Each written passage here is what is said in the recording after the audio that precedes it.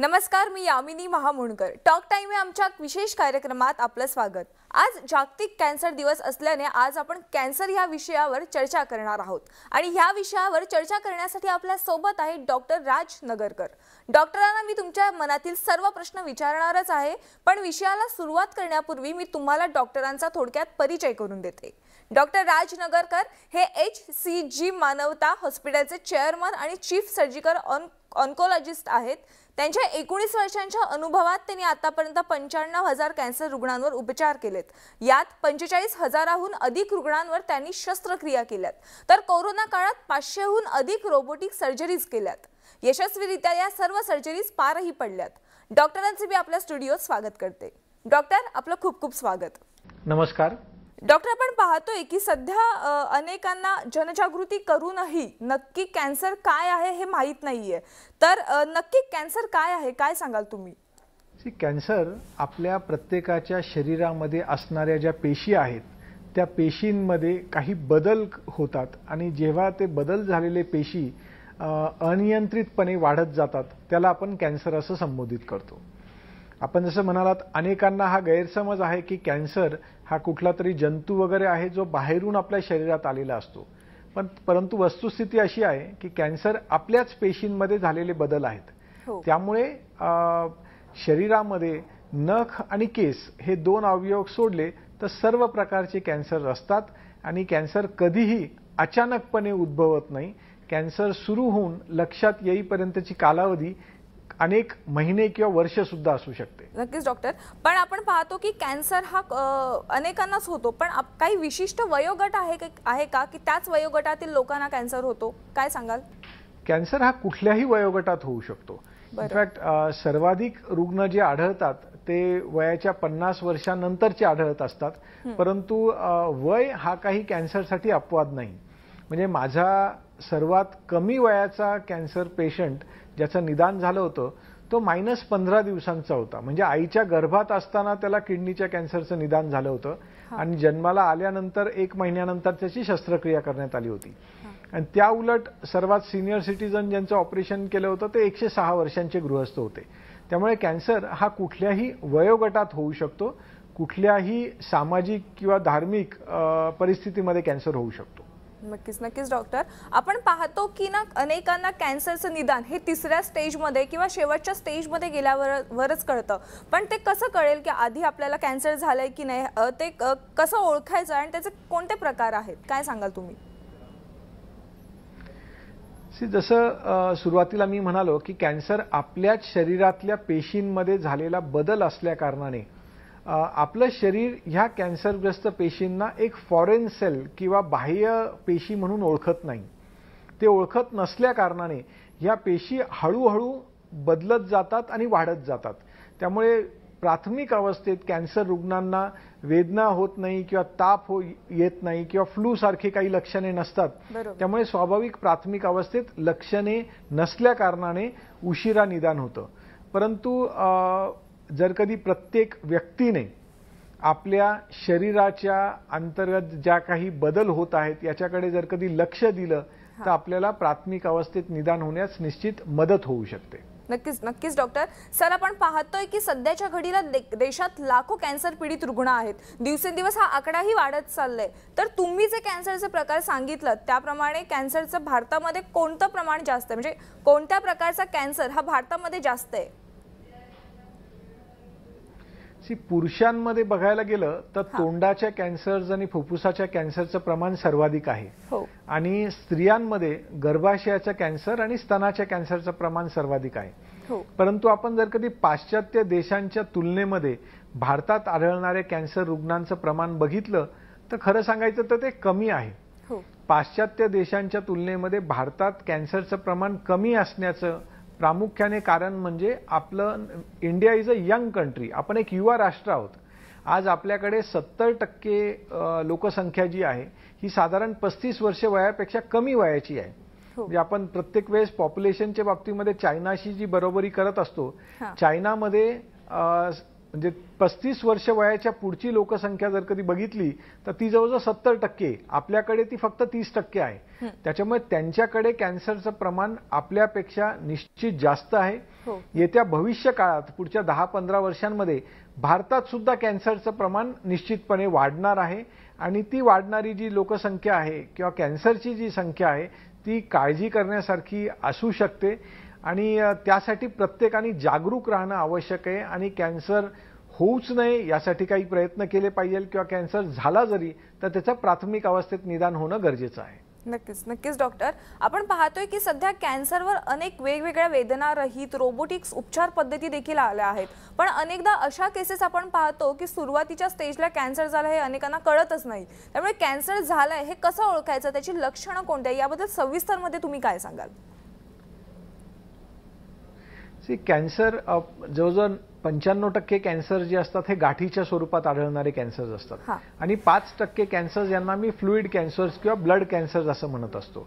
तर गाठीच्या स्वरूपात आढळणारे जे कॅन्सर्स असतात त्यामध्ये जी लक्षणे आहेत त्यात कुठेही गाठ असेल जी दुखत नाहीये, हळूहळू वाढत चाललीये, कमी होत नाहीये, तर ते एक प्रामुख्याने कॅन्सरचं लक्षण असू शकतं.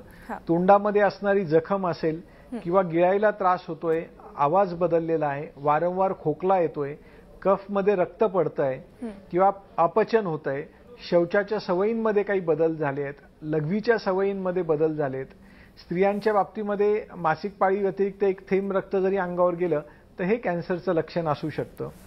या व्यतिरिक्त वारंवार डोकं दुखणे किंवा शरीराच्या अन्य भागांमध्ये मग छातीवर असेल की हातावर किंवा पायामध्ये काही गाठी आढळणे किंवा हाडांमध्ये वेदना होणे हे सुद्धा कॅन्सरचं एक प्रामुख्याने लक्षण आहे.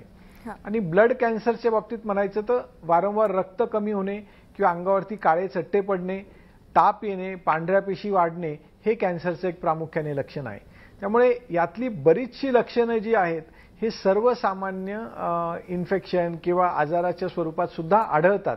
त्यामुळे कुठलंही लक्षण जर कधी 10-15 दिवसांपेक्षा जास्त दिवस असेल तर त्याकडे दुर्लक्ष न करता योग्य वैद्यकीय सल्ला प्रत्येकाने घेतला पाहिजे. नक्कीच नक्कीच डॉक्टर, तुम्ही जसं म्हणालात की सगळ्यांनी योग्य तो सल्ला घेतलाच पाहिजे, पण कॅन्सर म्हटलं तरी देखील अनेकांच्या मनात एक धडकी भरते की निदान कळताच, कॅन्सरचं निदान कळताच रुग्ण लगेच घाबरून जातो आणि आपल्याकडे पूर्वीपासूनच अनेकांच्या मनात हा प्रश्न असतो की कॅन्सर पूर्णपणे बरा होऊ शकतो का?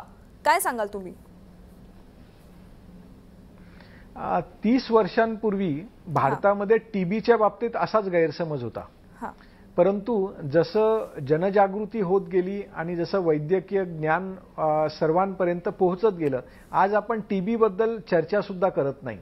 मला पूर्ण विश्वास आहे की येत्या भविष्य काळामध्ये कॅन्सर बद्दल पण अशीच परिस्थिती असणार आहे. परंतु आज जर कधी म्हणायचं म्हणालो तर हो, हे खरं आहे की कॅन्सर म्हटलं की प्रत्येकाला असं वाटतं की आपण आता मृत्यूच्या समीप आहो किंवा आपल्याला जे काही उपचार लागणार आहेत हे खूप त्रासदायक किंवा खूप वेदनादायी असू शकतात.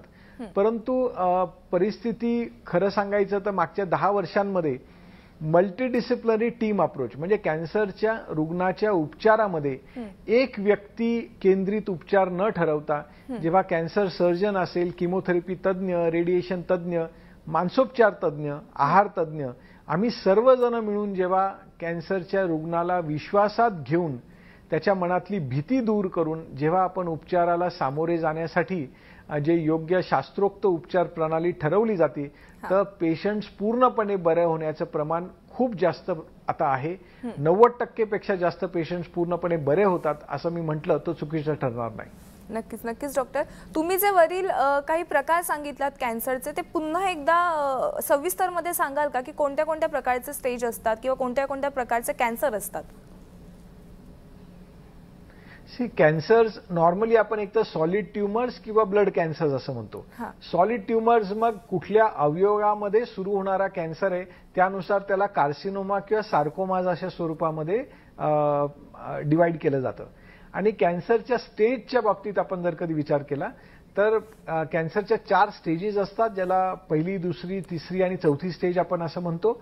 ह्या स्टेज त्या अवयवामध्ये म्हणजे उदाहरण द्यायचं म्हटलं तर स्तनाचा कॅन्सर, स्तनाचा कर्करोग जेव्हा स्तनापर्यंत मर्यादित असतो आणि ती गाठ 2.5 सेंटीमीटरपेक्षा छोटी असते तर त्याला मी फर्स्ट स्टेजचा कॅन्सर असं म्हणतो. जेव्हा ती गाठ 2.5 सेंटीमीटरपेक्षा मोठी होती तर त्याला सेकंड स्टेज असं म्हटलं जातं. जेव्हा ती काखेतल्या ग्रंथींपर्यंत पोहोचते तेव्हा थर्ड स्टेज असं म्हटलं जातं. आणि जेव्हा ती शरीरातल्या अन्य भागांमध्ये गाठ पसरायला लागते त्याला चौथ्या स्टेजमध्ये कॅन्सर गेला असं म्हटलं जातं. परंतु चौथ्या स्टेजमध्ये किंवा वाढलेल्या स्टेजमध्ये म्हटलं की पूर्वी असं वाटायचं की आता उपचाराला काही मर्यादा असणार आहेत, पेशंट पूर्ण बरा होऊ शकत नाही. परंतु आता आम्ही ह्या अॅनाटॉमिकल किंवा फिजिकल स्टेजिंगपेक्षा आमचं जास्त लक्ष जे आहे ते मॉलिक्युलर स्टेजिंगवरती आहे की हा कॅन्सर मुळात त्या रुग्णाला का झालेला आहे, हा कुठल्या प्रकारचा कॅन्सर आहे, याच्यात आनुवंशिकतेशी संबंधित काही लक्षणे आहेत का नाही, आणि हा कुठल्या उपचाराला प्रतिसाद देणार आहे. हे उपचार सुरू करण्याच्या आधी जेव्हा आपण निश्चित करतो तेव्हा रुग्ण उपचाराला खूप चांगल्यारीत्या प्रतिसाद देतात. आपण डॉक्टरांकडून कॅन्सर या विषयावर आणखी सखोल माहिती जाणून घेणार आहोत. तुर्तास वेळ झाली एका छोट्याशा विश्रांतीची. तुम्ही कुठेही जाऊ नका, पाहत राहा टॉक टाइम.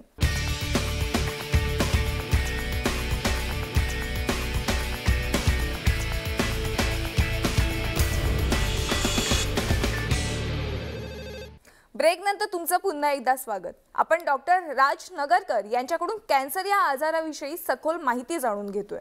डॉक्टर, तुम्ही आतापर्यंत 95,000 रुग्णांवर उपचार केलेत, तर आतापर्यंत आपल्याकडे कॅन्सरवर कोणकोणत्या उपचार पद्धती उपलब्ध आहेत, काय सांगाल? आता आजच्या स्थितीत मी म्हणायचं म्हटलं तर अशा कुठलाच उपचार पद्धती भारतात किंवा नाशिकमध्ये उपलब्ध नाहीये जी परदेशातच उपलब्ध आहे. म्हणजे प्रामुख्याने कॅन्सर रुग्णांना ऑपरेशन किंवा शस्त्रक्रिया, किमोथेरपी, रेडिएशन उपचार पद्धती आणि आता नव्याने विकसित असलेली इम्युनोथेरपी ही आवश्यक असते.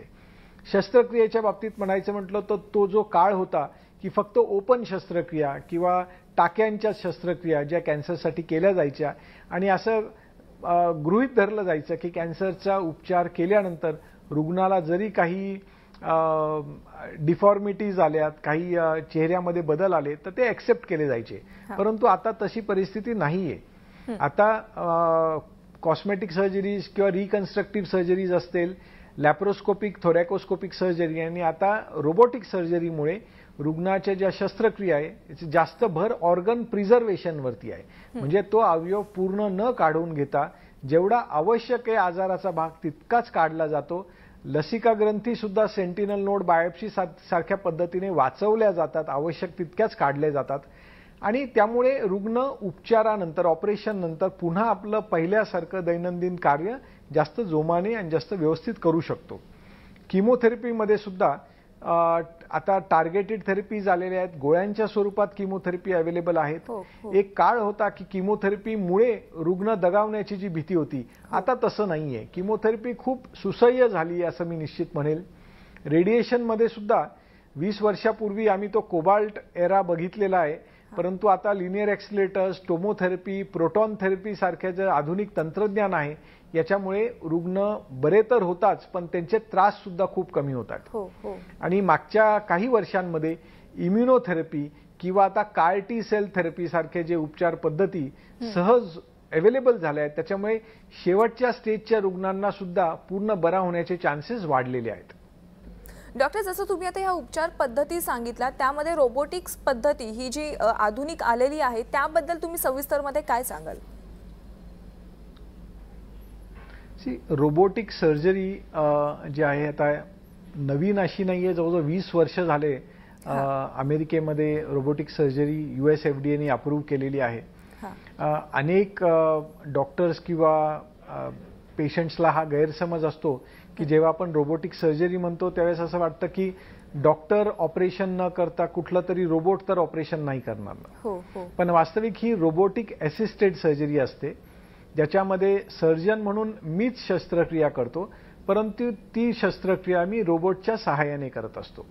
आता रोबोटिक शस्त्रक्रियामध्ये सर्जन म्हणून मी पेशंटच्या जवळ उभा न राहता पेशंट पासून काही अंतरावरती एका कन्सोलवरती बसून मी ऑपरेशन करतो.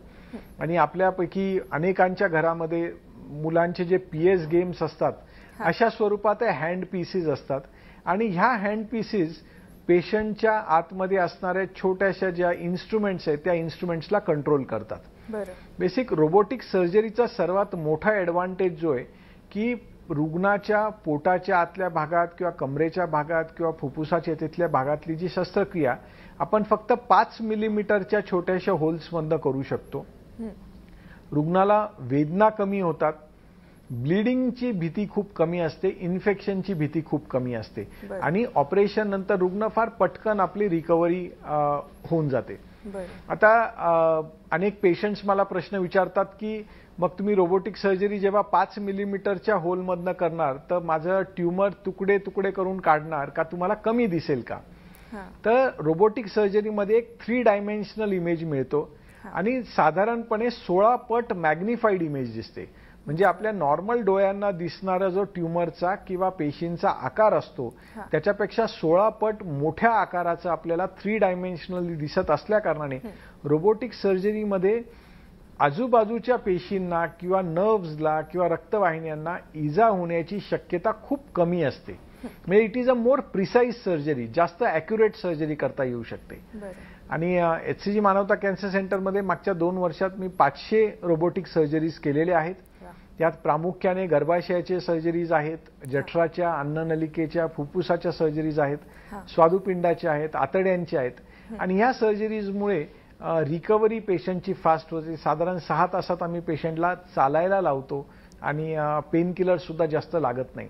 त्याच्यामुळे येत्या भविष्य काळात रोबोटिक तंत्रज्ञान हे फक्त कॅन्सर सर्जरीसाठीच नव्हे तर अन्य अनेक सर्जरीसाठी बेनिफिशियल आहे आणि पेशंटच्या फायद्याचंच आहे ते. नक्कीच नक्कीच डॉक्टर. आता सर्वात महत्त्वाचा प्रश्न की कॅन्सर हा आजार टाळण्यासाठी काय करू शकतो, काय सांगाल? कॅन्सर होण्यासाठी बाह्य फॅक्टर्स किंवा एन्व्हायरमेंटल फॅक्टर्स फार जबाबदार असतात. बरोबर. साधारण 3 ते 5% कॅन्सर्स हे अनुवंशिक असतात, जे आपल्या जन्मतः आपल्या शरीरामध्ये झालेले काही जेनेटिक चेंजेसमुळे आपल्याला होऊ शकतात. म्हणजे उदाहरण द्यायचं तर स्तनाचा कॅन्सर असेल, मोठ्या आतड्यांचा कॅन्सर असेल, काही प्रकारचे रक्ताचे कॅन्सर्स असतात, डोळ्याचा कॅन्सर असतो, हे अनुवंशिक असतात जे हेरिडिटरीली हे दे आर पास्ड ऑन, म्हणजे एका कुटुंबात अनेक जणांना होऊ शकतात. त्या उलट 95% कॅन्सर्स हे एक्सटर्नल फॅक्टर्सशी संबंधित असतात. त्यामध्ये तंबाखूजन्य पदार्थांचं सेवन हे सर्वात महत्त्वाचं कारण आहे. त्याबरोबर अल्कोहोल सेवन आहे. काही विशिष्ट प्रकारचे व्हायरसेस आहेत, विषाणू आहेत. म्हणजे ह्युमन पॅप्युलोमा व्हायरसमुळे गर्भाशयाच्या मुखाचा कॅन्सर होण्याचं प्रमाण, द स्क्वॅमस सेल हा जवळजवळ 100% कॅन्सर्स हे ह्युमन पॅप्युलोमा व्हायरसमुळे होतात. तसंच लिव्हरचा कॅन्सर होण्यासाठी हेपॅटायटिस बी आणि हेपॅटायटिस सी व्हायरस जबाबदार आहे.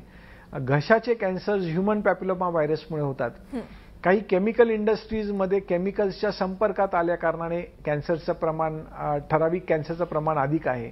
आज आपले शेतकरी बांधव जितकं जास्त प्रमाणात पेस्टिसाइड्सचा वापर करतील त्या पेस्टिसाइड्समुळे आपल्या ग्राउंड वॉटरमध्ये जे आर्सेनिक अँड लेडचं प्रमाण वाढत चाललंय त्याच्यामुळे विविध प्रकारचे कॅन्सरचं प्रमाण सुद्धा वाढताना दिसतंय. त्यामुळे ह्या एन्व्हायरमेंटल फॅक्टर्सला आपण जर कधी नियंत्रित करू शकलो तर निश्चितपणे कॅन्सर होण्याचं प्रमाण कमी होईल आणि त्याच्या पुढे जाऊन योग्य आहार, योग्य व्यायाम, वॅक्सिनेशन, जसं मी काही व्हायरसेस बद्दल बोललो, ह्या व्हायरसेसच्या विरोधामध्ये लसीकरण उपलब्ध आहे. हे लसीकरण जर कधी घेतलं तर आपण त्या कॅन्सर्सपासून आपण आपला बचाव करू शकतो. आणि प्रत्येकाने 35 ते 40 वर्ष वयानंतर नियमितपणे जर कधी स्वतःची तपासणी करून घेतली तर कॅन्सरच्या आधीची जी काही लक्षणे आपल्याला लवकर निदान होऊन त्याचं कॅन्सरमध्ये रूपांतर होण्यापासून आपण स्वतःला वाचवू शकतो आणि कॅन्सरचं निदान होणारच असेल तर ते प्राथमिक अवस्थेत करता येऊ शकतं. हो, नक्कीच नक्कीच डॉक्टर, तुम्ही जसं सांगितलं की कॅन्सर टाळण्यासाठी आहार पद्धती आपण आपल्या बदलायला पाहिजेत किंवा आहार पद्धतीकडे लक्ष द्यायला पाहिजे. मग कोणत्या पद्धतीचा आहार सेवन करायला पाहिजे किंवा कोणतं पथ्य पाळायला पाहिजे, काय सांगाल तुम्ही त्याच्यावर? हे टाळायचं असेल तर एक बॅलन्स्ड डाएट म्हणजे सर्वसमाविष्ट आहार गरजेचा आहे.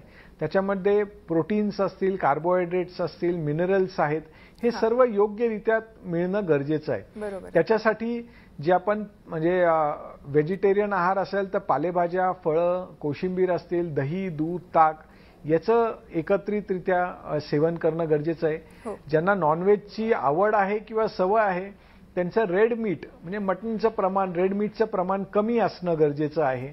आणि शाकाहार हा आपल्या मनुष्य शरीरासाठी हा एक स्टेबल डाएट आहे.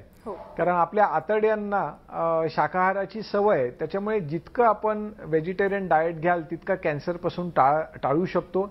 आणि पालेभाज्या, फळं म्हणजे फायबर रिच डाएट गरजेचं आहे. तुम्ही आतापर्यंत हजारो रुग्णांना बरं केलेले आहात डॉक्टर, तर त्या सगळ्या रुग्णांना तुम्ही काय आवाहन कराल, काय सांगाल थोडक्यात? आज जागतिक कॅन्सर दिनानिमित्त जी सर्व रुग्ण जी बरी झालेली आहेत, मी त्यांना एक आवाहन करू इच्छितो की आपण बरी झालेली रुग्ण अनेक वेळेस आपण समाजापुढे येऊन सांगत नाही की मला कॅन्सर होता आणि मी त्यातनं पूर्ण बरं झालेलं आहे. त्यामुळे समाजात आजही कॅन्सर म्हटलं की एक भीती आहे आणि न्यूनगंडता आहे.